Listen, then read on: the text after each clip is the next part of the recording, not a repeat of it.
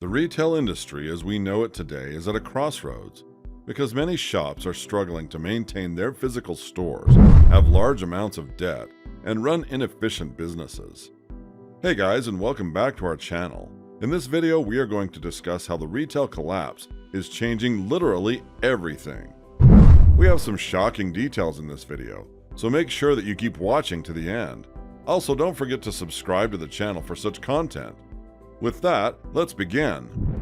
The pandemic caused by the COVID-19 virus originally made these problems worse and sped up the demise of some retail establishments, which had been struggling for years with declining sales and rising debt as a result of shifting consumer preferences.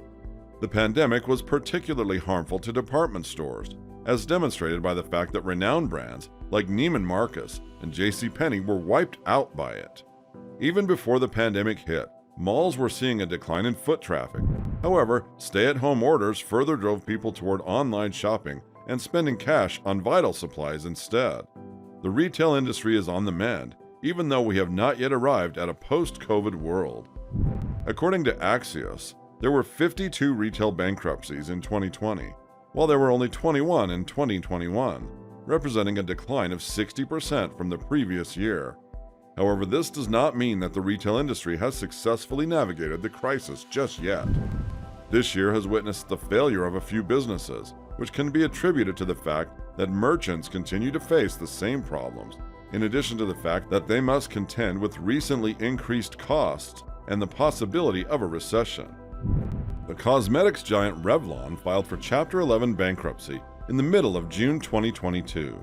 The company had already been struggling with falling revenues when the epidemic started, so the filing came at the end of several difficult years for the business. The upheaval of the supply chain brought on by COVID proved to be an additional factor that made the problem worse, making it more difficult for the firm to manage its debt load. In addition to being subjected to macroeconomic challenges, Revlon has also been experiencing increasing difficulty in attracting younger consumers because of the rise in popularity of beauty startups such as Glossier. In an earlier attempt to avoid filing for bankruptcy, the firm had recruited Citigroup to serve as its lending agent.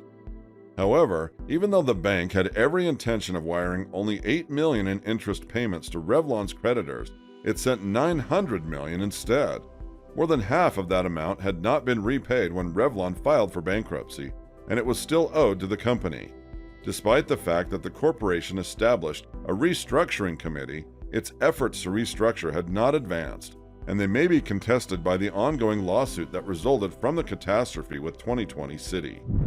Midway through September, Olympia Sports submitted a petition for protection under Chapter 11 of the United States Bankruptcy Code, having begun the process of winding down its operations earlier in the year.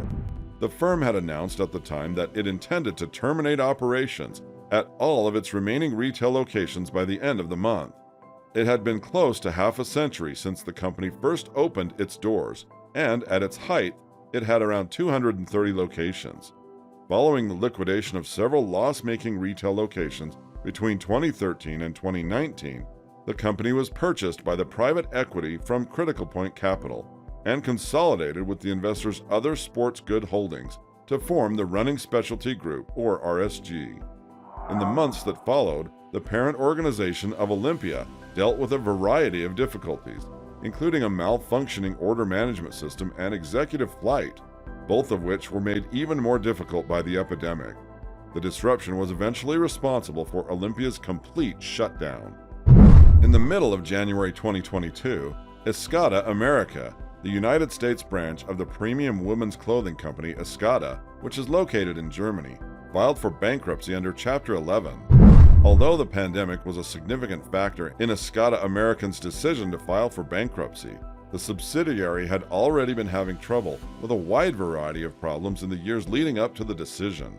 The earlier bankruptcy of Escada USA in 2009 gave birth to Escada America, and in the years that followed, the worldwide Escada organization struggled with overexpansion, inadequate leadership, and costly leases. Escada America was established out of this struggle. This poor management was passed down to the corporation's subsidiaries, one of which being Escada America, which resulted in the company being poorly prepared to withstand the epidemic.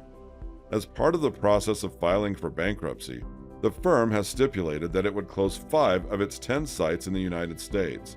Following this, the company intends to restructure and pay back its debtors. At the beginning of 2021, Stock and Field, which was formerly known as Big R Stores, submitted a petition for protection under Chapter 11 of the United States Bankruptcy Code. After more than 55 years in the industry, the shop that specializes in farming and agricultural items announced that it would be shutting all 25 of its sites. In his remarks regarding the topic, Stock and Field CEO Matthew Webb made a comment along the lines of, "There have been many obstacles in 2020 and Stock and Field was not immune to them." In this comment, Webb referred to the COVID-19 epidemic. RP Acquisition Corporation announced in March 2021 that it would be acquiring the insolvent firm and reopening its outlets under the control of a new corporation. The timber firm, with its headquarters in Illinois, announced that it intended to continue doing business under the Stock and Field moniker and provide the same kinds of goods and services. After indefinitely suspending operations at about 150 retail complexes, the owner of the malls, Washington Prime Group, filed for petition under Chapter 11 of the Bankruptcy Code. As a result of the epidemic, businesses were unable to pay their rent, and the corporation saw a $127 million loss in rental income in 2020. The downward trend continued as the annual income dropped from $10 million to $3.3 million between March 2020 and March 2021. When WPG began the process of filing for bankruptcy, it immediately entered into a restructuring arrangement with its various creditors. The company said that it had obtained debtor-in-possession financing in the amount of $100 million in order to keep its business operations going while it worked to reduce the amount of debt on its balance sheet by $950 million.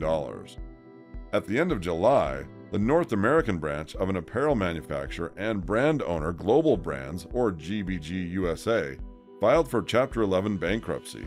The firm, which was founded in 2005 but is owned by the century-old Ling & Fung, is a licensee for prominent brands such as All Saints, Saga, and Le Tigre, and also manufactures items under its own private label.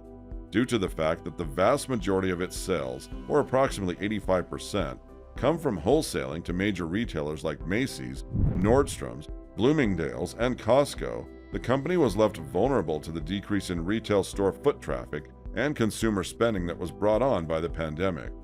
COVID-induced changes contributed to a decline in sales of 44% in the fiscal year that ended in March 2021, which was further compounded by a disruption in the supply chain, liquidity concerns, and urgent royal commitments. Under the supervision of the court, GBG USA attempted to sell its remaining assets while simultaneously entering into purchase agreements for its Aquatalia brand and other brands. After being in operation for 124 years, the premium retailer of home goods filed for protection under Chapter 11 with around $80 million in unsecured debt and $8 million in secured debt. Notably, the firm was able to survive the beginning stages of the pandemic. Nevertheless, in the end, much like other businesses in its industry, it was unable to withstand the effects of decreasing foot traffic and disruption in its supply chain. The firm faced new challenges as a result of the pandemic, and it was already struggling with difficulties like the delay in the construction of its flagship store and the difficulty in providing an equivalent digital experience to its customers. When the report was prepared in 2021, sales had dropped by 50% from 2018, reaching just $25 million. The company made the announcement that it will keep doing its business as usual, while simultaneously holding an auction to try to find a buyer by the end of October. So this is it for today's video. Thank you for watching. Give a thumbs up if you liked it. We will see you in the next one.